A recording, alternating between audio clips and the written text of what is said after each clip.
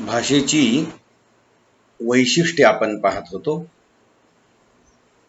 या आधीच्या तासाला भाषेचं एक पहिलं प्रास्ताविक सांगून मी पहिलं भाषेचं वैशिष्ट्य तुम्हाला सांगितलं. द्विस्तरीय संरचना किंवा दुहेरीपणा हे भाषेचं एक वैशिष्ट्य आहे. आणि हे सांगत असताना तुम्हाला मी सांगितलं की मानव त्याच्या मुखावाटे किंवा मानवी मुखावाटे उच्चारल्या जाणाऱ्या असंख्य ध्वनीपैकी काही निवडक ध्वनी भाषेमध्ये मूलध्वनी म्हणून वापरत असतो किंवा वापरले जातात. ही मूलध्वनी म्हणजेच त्या भाषेची अक्षर आहे. ही अक्षर किंवा वर्ण भाषेनुसार कमी अधिक प्रमाणात असतात. हे मूलध्वनी आणि या मूलध्वनींच्या माध्यमातून अर्थयुक्त अशी तयार होणारी शब्दरचना किंवा शब्द, मूलध्वनी आणि शब्द अशी दुहेरी ही भाषेची संरचना असते. हे तुम्हाला मी सविस्तर याचा विचार आपण केलेला आहे. आता दुसरं जे भाषेचं वैशिष्ट्य आहे, निर्मिती क्षमता किंवा प्रोडक्टिव्हिटी. भाषा ही निर्मितीक्षम आहे असं म्हणतात.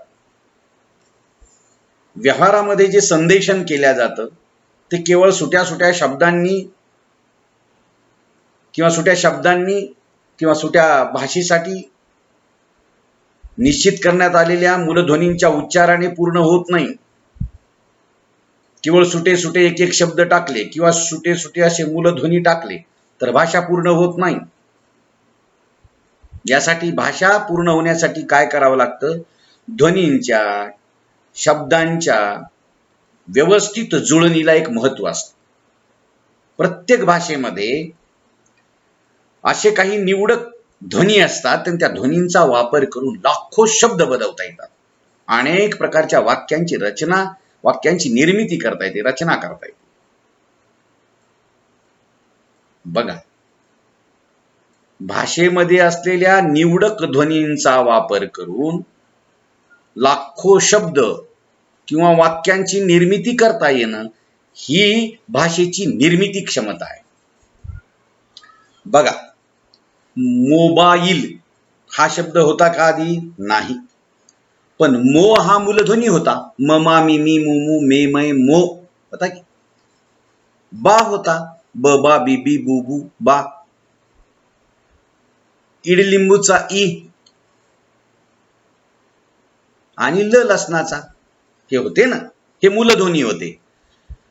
या मूलध्वनींच्या माध्यमातून आधीचेही काही शब्द तयार झाले असतील, पण मोबाईल हा शब्द तयार होण्यासाठी ह्या 4 मूलध्वनींचा किंवा त्यात असलेल्या मूलध्वनी आणि त्याला जोडून येणाऱ्या काही स्वरांचा समुच्चय केला, एकत्रित जुळणी केली आणि त्याचा एक शब्द तयार होऊन हा मोबाईल या वस्तूचा तो अर्थ आला, तो शब्द तयार करता आला. मानवी प्राण्याला अशा अनेक निवडक ध्वनींचा वापर करून लाखो शब्द तयार करता येतात. अशा लाखो वाक्यांची रचना करता येते. आणि ही निवडक ध्वनींचा वापर करून शब्द किंवा वाक्यांची निर्मिती करता येणं म्हणजेच भाषेची निर्मिती क्षमता होय. आपण आपल्या जीवनामध्ये पूर्वी कधीही न ऐकलेले वाक्य किंवा शब्द किंवा व्यक्ती आपण भाषेच्या या मूलध्वनींच्या माध्यमातून शब्द तयार करून निर्माण करू शकतो. तसंच कधीही पूर्वी न ऐकलेलं वाक्य काहीही विशेष प्रयत्न न करता आपल्याला समजतं. मोबाईल रिचार्ज केला का? मोबाईलही नव्हता, रिचार्जही नव्हतं याच्या आधी शब्द, पण तरीही आपण पूर्वी कधीही मोबाईल आणि रिचार्ज हे वाक्य 30 वर्षापूर्वी अस्तित्वात नव्हतं, हे शब्दच नव्हते. पण हे आपण ऐकून कधीही न ऐकलेले हे शब्द जेव्हा पहिल्यांदा ऐकले तेव्हा हे वाक्य आपण तयार केलं ना. विशेषही काही प्रयत्न करण्याची गरज लागली नाही, ते सहज समजतात. याचे कारण असं असतं की भाषेमध्ये एक निर्मिती व्यवस्था असते किंवा भाषेची एक निर्मिती व्यवस्था असते. प्रचंड शब्दसंग्रह प्रत्येक भाषिकाला अवगत असतो आणि ही नियम व्यवस्था निर्मितीक्षम आहे. त्यामुळेच आपल्याला एक वाक्य समजलं की भाषेच्या साह्याने आपल्याला अनंत प्रकारची वाक्य तयार करता येतात किंवा करू शकतो. एकाच विषयावर दिले जाणारे व्याख्यान किंवा लिहिले जाणारे पुस्तक आपण भाषेच्या निर्मिती क्षमतेचे उदाहरण म्हणून पाहू शकतो. आपणाला आई या एका शब्दावर, आई एक शब्द किंवा आई हा एक विषय आहे, या विषयावर दिलं जाणारं व्याख्यान जे ना कितीतरी शब्द निर्माण करतो ना तो व्याख्याता आणि बोलतो. किंवा सौंदर्य मीमांसा राभा पाटणकरांचं एक पुस्तक आहे, त्या पुस्तकाची भाषा जी आहे ना ती कितीतरी वाक्यांची निर्मिती करू शकतात एखादं पुस्तक. किंवा एखाद्या वाक्याच्या धर्तीवर लहान मूल देखील वेगवेगळी वाक्य बनवायला सुरुवात करतं. ही भाषेची निर्मिती क्षमता आहे. आपण उदाहरणार्थ जर बघितलं तर एखादी भाषा शिकत असलेल्या लहान मुलाला आपण म्हणालो पाणी दे असं वाक्य सांगितलं तर ते मूल पाणी दे म्हटल्यानंतर ते मूल पुन्हा वाक्य काही बोलायला गेलं ना, चेंडू दे, दूध दे, खाऊ दे, खेळायला जाऊ दे, अशी अनेक वाक्य बनवेल ना ते. किंवा मी जेवत आहे, मी खाऊ खात आहे, नुसतं जेवणे खाणे वगैरे शाळा ह्याच्यानुसार आपण तयार करतो ना. मी जेवत आहे, मी खाऊ खात आहे, मी शाळेला जात आहे, मी उदगीरला जात आहे, मी महाविद्यालयात जात आहे, मी बाजारात जात आहे, लॉकडाऊन परवापासून आहे म्हणून मी आज बाजारात जात आहे, मी उद्या चित्रपट पाहायला जात आहे. अशी अनेक प्रकारची वाक्य तयार करता येतात. आता ही जी वाक्य आहेत ना, मी जेवत आहे, मी खाऊ खात आहे, मी शाळेला जात आहे, मी उदगीरला कामानिमित्त जात आहे, मी उद्या चित्रपट पाहायला जात आहे, ही सगळी जी वाक्य आहेत ना यातलं पहिल्या क्रमांकाचं जे वाक्य आहे का नाही, मी जेवत आहे, याच धर्तीची सगळी वाक्य आहेत ना. जेवत आहे, खात आहे, जात आहे, जात आहे, जात आहे, चित्रपट पाहिला कामानिमित्तानं, शाळेला, खात आहे, जेवत आहे, ही एकाच धर्तीची वाक्ये. अशी अजून शेकडो हजारो वाक्य तयार करता येतात. मी पुस्तक वाचत आहे, मी आंबा खात आहे, मी पोळी भाजी खात आहे, मी भात वरण खात आहे, कितीतरी, मी झोपलो आहे, म्हणजे कितीतरी अशी वाक्य तयार करता येतात. आणि म्हणून आपण ती तयार करू शकतो. ही भाषेची काय आहे, निर्मिती क्षमता आहे. भाषेमध्ये ही तिच्यामध्येच ही एक वैशिष्ट्य आहे की ती निर्माण करण्याची शक्ती आहे तिच्यामध्ये. नवीन वाक्य, नवीन शब्द, नवीन वाक्य रचना.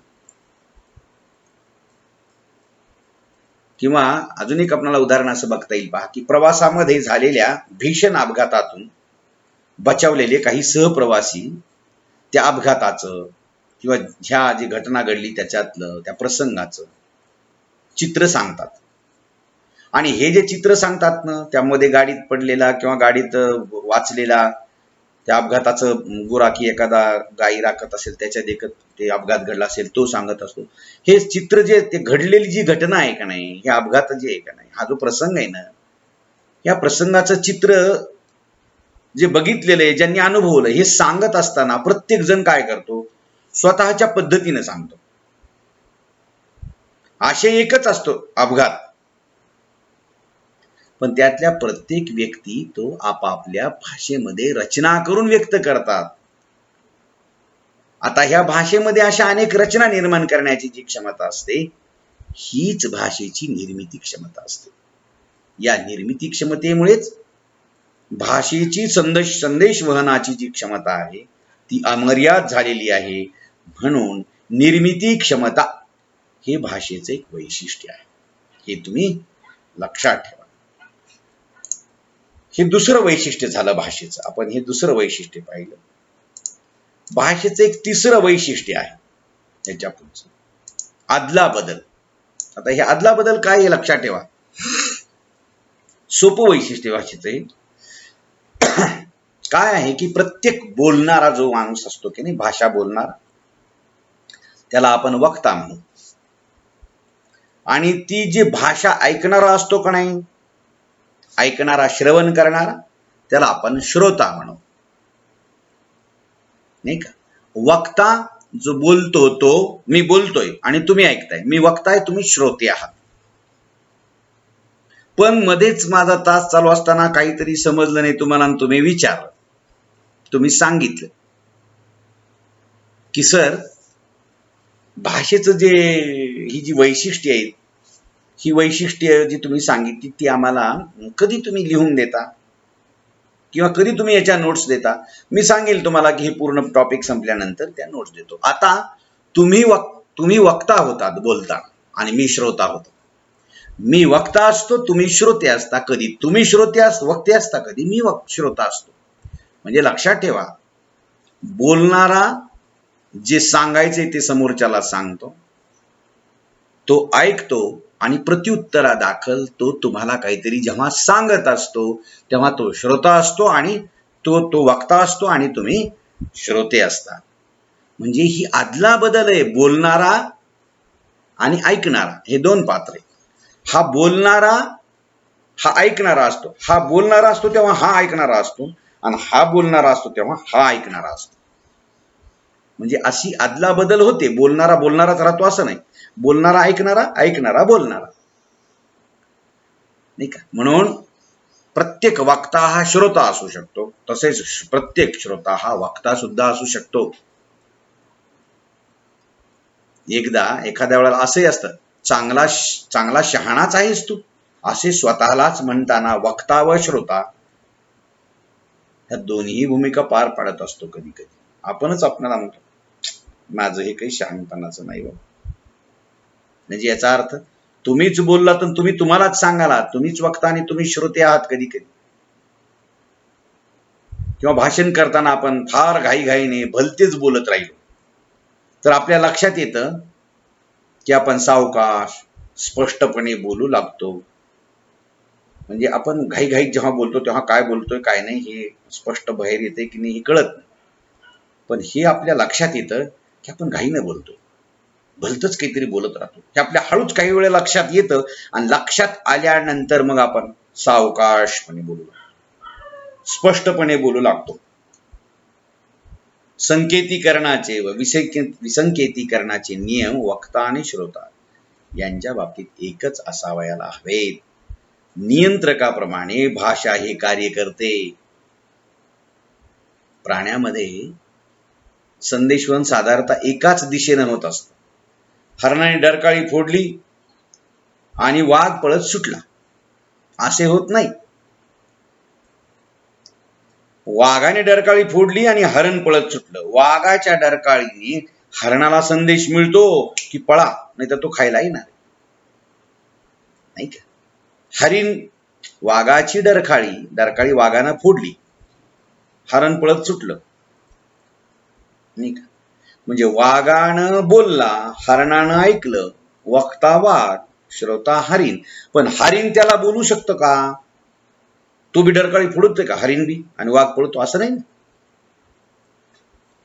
हे लक्षात ठेवा. म्हणून भाषा हे प्राण्यांचं सोडा, मानवी जीवनामध्ये मानवांना ही भाषा अशी अदला बदल होते.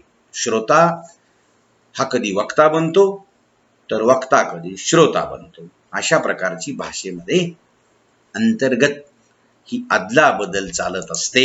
हे भाषेचं एक वैशिष्ट्य आहे. ही दोन वैशिष्ट्ये भाषेची आज आपण बघितली. आता राहिलेली जी वैशिष्ट्ये आहेत ती तुम्हाला मी याच्या नंतरच्या तासाला सांगतो. ठीक आहे, आपण इथे थांबूया.